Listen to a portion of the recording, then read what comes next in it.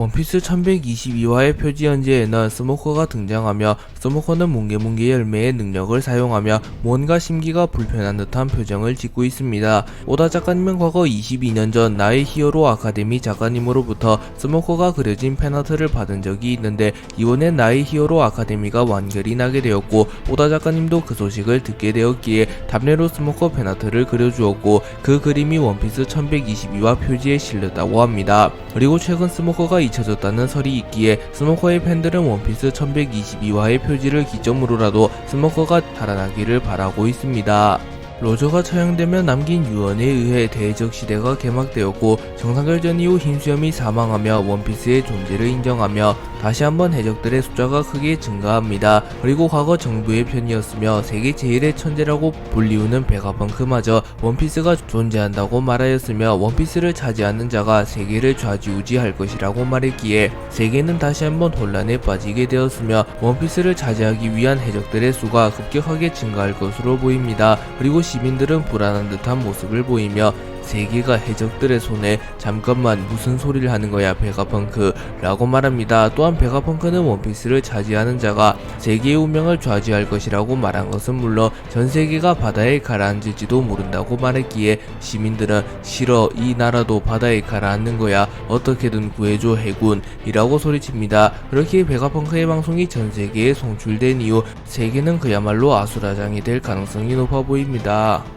베가펑크가 원피스의 존재를 공인한 이후 원피스라는 데뷔보가 존재한다는 것은 더욱 확실해졌고 해적들은 더욱 날뛰기 시작하며 세계 제일의 천재가 증명했다 가지러 가자 원피스는 있다 라고 소리칩니다. 또한 임펠다운에서도 방송은 송출되고 있었고 임펠다운의 죄수들은 해적이 이 세계를 지배하는 거다 그러기 위해 세계는 바다로 가라는 거지 각오해라 세계정부 라고 소리칩니다. 그리고 임펠다운의 간수들은 급하게 방송을 막으려 하나 이미 베가펑크에 의해 해킹이 완료된 상태였기에 방송을 막아낼 방법은 없었습니다. 한편 해군들은 이후 해적들의 행보가 예상되었기에 절망하는 듯한 모습을 보이고 있었고 코비는 과거 루피가 자신이 원피스를 찾겠다고 말한 것을 떠올리며 루피씨 저는 당신의 꿈을 저지해야겠어요 라고 말하며 드디어 신념과 이념을 위해 루피와 격돌할 때가 왔다고 말합니다. 버기가 원피스를 손에 넣겠다고 선언하자 얼마 지나지 않아 세계 제일의 천재 베가펑크가 전세계의 원피스의 존재와 그 가치에 대해 말하였고 버기의 부하들은 버기를 더욱 숭배하게 됩니다. 그리고 버기는 내 세계라고 바보 자식들 그런 건 바라지 않아 우리들의 세계 아니냐 라고 말했고 버기의 부하들은 버기에게 더욱 충성하게 되며 버기 단장 지옥 끝까지 따라가겠어 라고 소리칩니다. 그리고 크로커다일과 미호크는 심기가 불편한 듯이 보였고 크로커다일은 버기에게 그만 까불고 자리에 앉으라고 말합니다. 한편 카타리나 데본과 바노거는 에그헤드 섬에 나타나 악마 열매 능력을 사용하여 세턴의 모습을 복제하는 데 성공했고 곧바로 하치노스 섬으로 복귀하고 있었습니다. 그리고 카리브는 에그헤드 섬에 나타난 카타리나 데몬과 바노거에게 충성심을 표하며 자신이 바다에 나온 이유가 티치 때문이며 티치에게 반드시 알려줄 정보가 있기에 자신을 데려가 달라고 말합니다. 그리고 카타리나 데몬은 티치에게 의견을 물었고 티치는 데리고 와 기대에 부응하지 못하면 없앤다 라고 말합니다.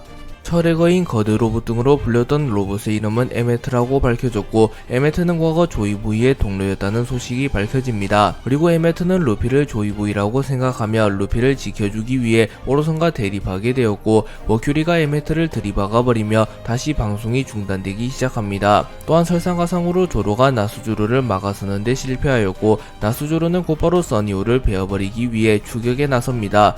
그리고 남이 우섭초파는 겁에 질린 표정을 지으며 또 그 말 영감이 어떻게든 해줘 조로 라고 소리치나 조로는 나수조로와의 충격의 여파로 인해 움직이지 못하고 있기에 나수조로를 막아서지 못합니다. 한편 에메트는 조이보이를 떠올리며 미안하다 조이보이 사과하고 싶었어 알고 있었어 네가 살아있을 리 없는데 라고 말했고 루피는 뭐 나를 누군가로 착각하고 있는 거야? 라고 묻습니다. 그리고 에메트는 그래도 판박이라 그리워서 되살아나 그날의 마음이 미안해 조이보이 너를 왕으로 만들어주지 못해서 라고 말하며 루피를 보며 조이보이를 떠올리며 사과를 합니다. 그렇게 루피와 조이보이는 매우 닮았으며 에메트는 조이보이를 왕으로 만들어주지 못하였기에 여전히 미안해하고 있음을 알 수 있습니다. 한편 세턴은 루피의 공격을 허용하며 전신이 박살났지만 특유의 회복력을 선보이며 이으며 순식간에 상처를 모두 회복했고, 나수주로 피터는 일제히 써니오와 거병 해적단의 선박을 향해 날아들었고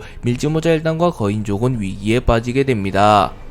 에메트는 무언가를 사용하기에 지금이 적기라고 판단하였고 조이보이를 닮은 루피에게 이름을 묻습니다. 그리고 루피는 난 몽키디 루피 해적왕이 될 남자다 라고 말했고, 에메트는 자신의 체내에 있는 밧줄을 끊었고 밧줄이 끊김과 동시에 엄청난 폐양색 패기가 섬 전체를 뒤덮습니다. 그리고 에메트는 디 후후후 저기 루피 고마워, 그리운 리듬을 들려줘서 너는 죽지 말아줘, 너를 죽이게 두지 않아 라고 소리칩니다. 그리고 순식간에 폐양색 패기로 인하여 해안에서 대기 중이던 해군들이 거의 다 기절해버렸고 해군본부 중장들은 당황하며 패기, 이런 강한 패기가 도대체 누구의? 라고 말하며 선전수전 다 겪은 자신들조차 처음 겪는 강한 패기라고 말합니다. 그리고 괴수의 폼으로 밀지모자 일당을 추격하던 오로성 전원의 변신폼이 풀려나게 되었고 나스주로 피터 워큐리 마스는 전원 마리주와 권력의 방으로 이동됩니다. 또한 이분은 고통스러운 듯한 비명을 지르며 몸을 부들부들 떨며 조이보이를 떠올렸고, 에메트가 발현한 강력한 폐양색 패기의 정체가 조이보이의 폐양색 패기라는 것이 드러납니다.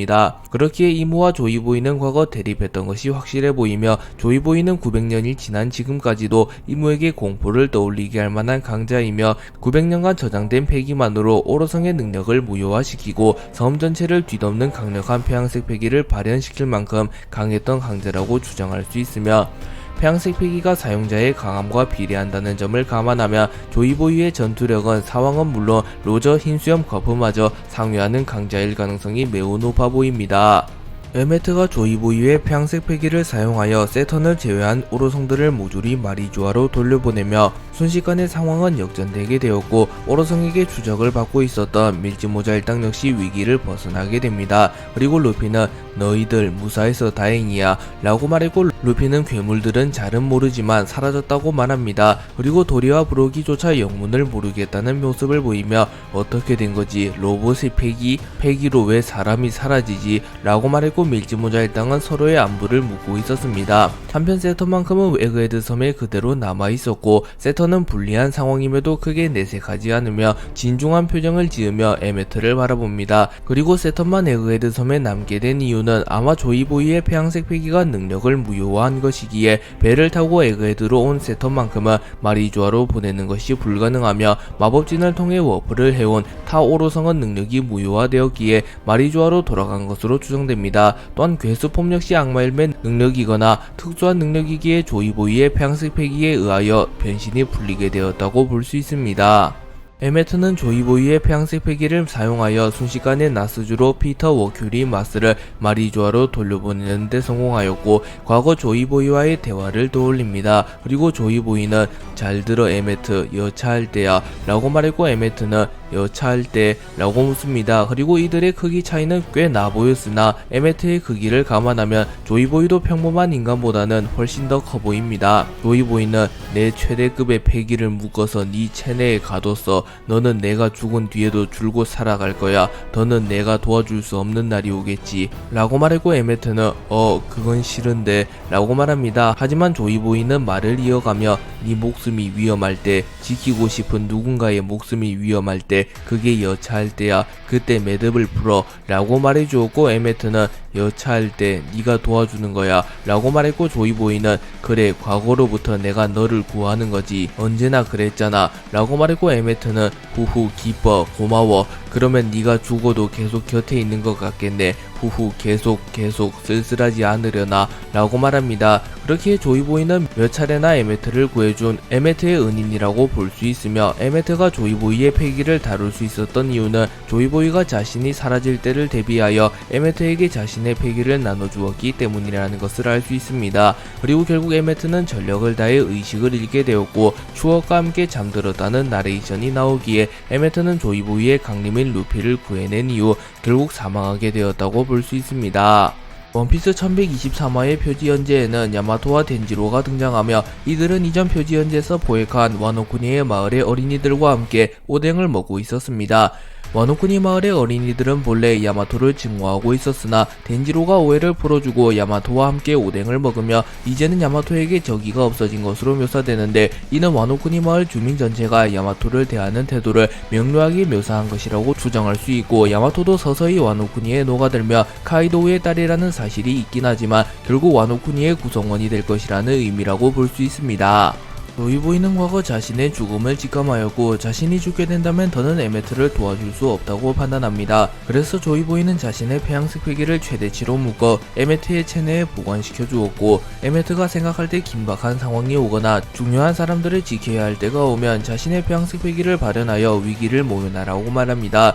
그리고 먼 훗날 에메트는 루피와 만나게 되었고, 루피가 기어 피프스를 사용한 모습과 해방의 드럼이 울려 퍼지는 소리를 듣고 루피를 조이보이라고 생각하게 됩니다. 그리고 에메트는 오로성 전원과 해군들이 밀지모자 일당을 노릴 때 자신이 루피를 지켜주기 위하여 조이보이의 폐양색 회기를 발현하였고, 조이보이의 폐양색 회기는 매우 강력한 위력을 동반했기에 세턴을 제외한 오로성 전원은 능력이 해제되어 버리며 마리조아로 돌아가게 되었습니다. 또한 이무조차 경악한 듯한 비명을 질렀고, 해군 중장을 포함한 모든 해군들이 쓰러져 버립니다. 참고로 원피스 필름 레드에서 샹크스의 폐양색 회기로 인하여 모몬가가 무릎을 꿇었던 적이 있는데, 이는 정사가 아니긴 하지만 조이보이와 샹크스의 폐양색 회기를 어느 정도 비교해볼 만한 요소가 되며, 조이보이의 폐양색 회기는 900년이라는 시간이 지났음에도 샹크스보다도 더 강력한 위력을 가진 폐양색 회기라는 것을 알 수 있습니다.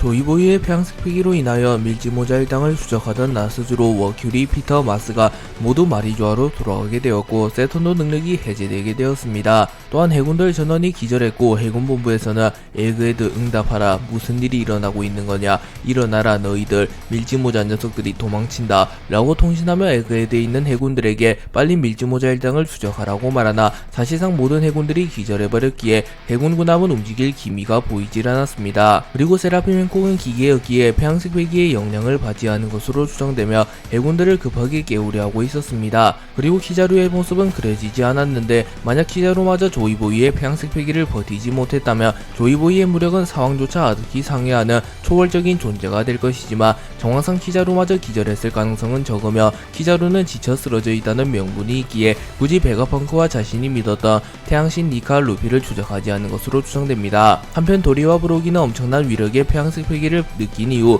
자신을 추적하던 괴수들과 해군들이 무력화된 것을 확인한 이후 야 진짜냐 대단한걸, 저기가 일절 느껴지지 않았어, 빨간머리 이상인가 라고 말하며 조이보이의 폐양색 회기는 정확하게 루피를 적대하는 이들을 향해 발현되었고, 위력은 대략 샹크스의 이상이라고 말합니다. 그리고 루피는 하하 고마워 거대 로봇 이라고 소리치며 에메트에게 최후의 인사를 건넸고, 에메트는 의식을 잃은 채 쓰러져 있었습니다. 밀지모자 일당은 에메트와 베가펑크의 도움을 받아 에그헤드 섬에서 무사히 탈출하는 데 성공했고, 거병의 적당과 함께 엘바프행이 확정됩니다. 그리고 도리와 브로기는 매우 기뻐하는 모습을 보이며 좋았어, 저 녀석들이 자고 있는 사이에 주랭랑이다, 가자 얘들아, 엘바프로 출항이다 라고 소리칩니다. 그리고 본인은 지쳐 쓰러져 잠에 들었고, 조로는 혹시라도 나스주로가 나타나 또다시 추적을 해올까봐 경비를 서다가 나스주로가 나타나지 않자 안심하는 표정을 짓고 있었고, 부섭은 자신의 꿈에서 멜바프행이 결정되자 기뻐합니다. 그리고 루피는 기어 피프스를 무리하게 사용한 탓에 모습이 또다시 노인같이 변해 있었고, 나미는 루피를 케어해주고 있었습니다. 한편 베가펑크의 죽음을 눈앞에서 목격한 쌍디는 베가펑크를 떠올리며 이해할 수가 없구만 베가펑크, 네가 말한 그 말 이렇게 되길 바랬던 거냐, 응 어이 제대로 듣진 못했지만 어처구니 없는 얘기였다고 라고 말합니다. 에그헤드 대사건이 있기 2주 전 베가펑크의 샤카 피타고라스는 융합로 수치의 이변이 일어난 것을 감지합니다. 샤카는 틀림없습니다. 입자수 밀도와 중성 자속의 변화를 봐주세요. 세라핌 에너지 사용률이 조금씩 증가하고 있습니다. 이게 실수라면 심각한 문제입니다. 라고 말하며 세라핌 사용률과 융합로 수치에 무언가 이변이 일어났다고 말해주었고, 완벽한 알리바이가 성립하는 이들은 샤카, 베가펑크, 피타고라스 3명뿐이기에 우선은 이들에게 보고했다고 말합니다. 그리고 베가펑크와 피타고라스도 문제의 심각성을 인지했고, 샤카는 그렇습니다. 즉 그 데이터는 마더 프레임이 누군가에게 도난당한 흔적, 융합로에서 나타난 온갖 수치들이 정밀하게 조작되어 표시되어 있었다. 이런 짓을 할 수 있는 건 이라고 말했고, 베가펑크는 자신과 뇌를 공유하는 새틀라이트들만이 이런 짓을 할 수 있다고 말하며 릴리스가 유력한 범인이라고 추정합니다. 그리고 샤카가 도난당한 에너지가 방대한 양이기에 사태가 심각하다고 말하였고, 만약 이 기억이 스텔스 모드에 의하여 펑크 레코드로 공유되게 된다면 범인에게도 기억이 공유될 것이기에 위험하다고 말합니다. 베가펑크, 샤카, 피타고라스는 융합로 수치와 세라핌 에너지 사용률의 이상을 눈치챈 지 일주일 만에 범인을 특정하는 데 성공하였고, 범인은 다름 아닌 요크로 밝혀집니다. 피타고라스는 펑크 레코드에 동기된 정보는 위조된 기억이었습니다. 범행 루트에 있던 정보벌레로부터 송신된 영상도 위조되었던 것입니다. 라고 말했고, 베가펑크는 릴리스를 의심한 것에 대해 사과합니다. 그리고 피타고라스, 샤카, 베가펑크는 각각 도청 방해용 하얀 정보벌레 사용 흔적, 해수변기 조작 흔적, 장거리 정보벌레의 데이터 복구를 성공하며 서서히 요크의 배신을 수습해 나가기 시작합니다. 하지만 요크는 넘어야 하지 않아야 할 선을 넘어버렸고, 천룡인이 되기 위하여 오로성에게 닥터 베가펑크가 공백의 100년을 연구하고 있다는 사실을 보고하였고, 베가펑크, 샤카, 피타고라스는 녹음 파일을 듣게 됩니다. 그리고 베가펑크는 그제서야 사이퍼폴이 계속하여 에그헤드에 나타난 이유를 알게 됩니다. 그리고 하루 뒤 루루시아 왕국이 소멸되었다는 소식을 듣게 되었고, 베가펑크는 무선 연파와 지하 수위를 관측하기 시작하였고, 루루시아 왕국 소멸 사건이 도난당한 마더 프레임과 연관이 있을 거라고 추론하며, 증거는 없지만 추측해보자면 세계 정부는 고대병기를 소유하고 있다. 요크가 넘긴 마더 프레임으로 그걸 가동한 게야. 그 결과는 곧 드러날 거다. 억측까진 아니겠지만 공개적으로 까발릴 수는 없네. 내 책임이다. 인간으로부터 욕구를 떼어내는 게 아니었는데 라고 말하며 좌절합니다.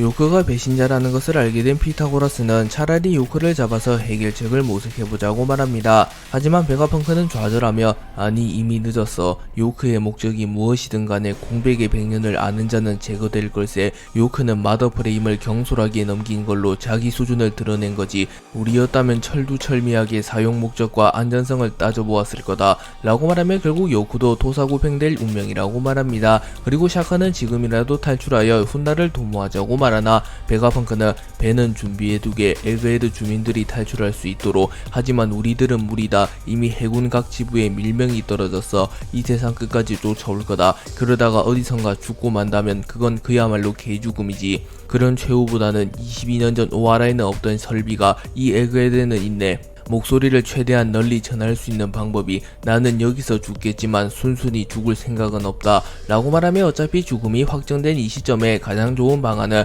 가치 있는 죽음을 맞이하며 전세계의 자신들의 목소리를 널리 퍼뜨리는 것이라고 말합니다. 그리고 이들의 대화를 보면 베가펑크와 새틀라이트 간에도 분명 지능의 차이는 존재하며 똑같은 지식을 가지고 있다고 하더라도 그 지식을 어떻게 활용하고 창의적인 생각을 하는 것이 중요한지 알 수 있는 부분입니다.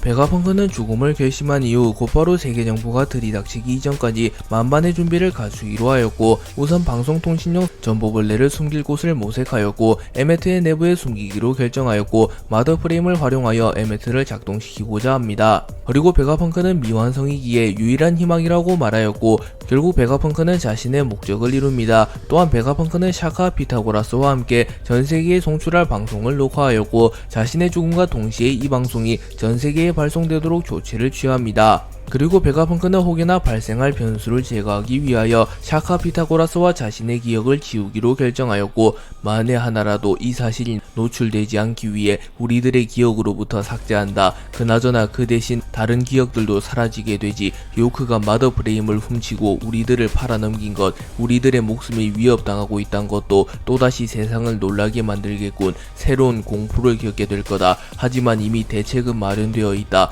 지금부터 일어날 최악의 사태를 통해서 우리들이 이긴다. 라고 말한 뒤 자신들의 기억을 지웁니다. 그리고 베가펑크는 곧바로 자신이 남긴 편지를 발견했고, 그 편지에는 좋은 아침일세 제군들, 자네들의 기억에는 공백의 2주간이 생겨버렸지만 그것은 자네들의 판단일세. 놀랄 것들이 많을 텐데 상상하니 웃기는군. 한 가지만 가르쳐 주도록 하지. 세계정부의 공백의 100년에 대한 연구가 발각되었다. 생각할 수 있는 최선의 대책을 마련해 두었으니 나를 믿고 죽어주게. 라고 적혀 있었습니다.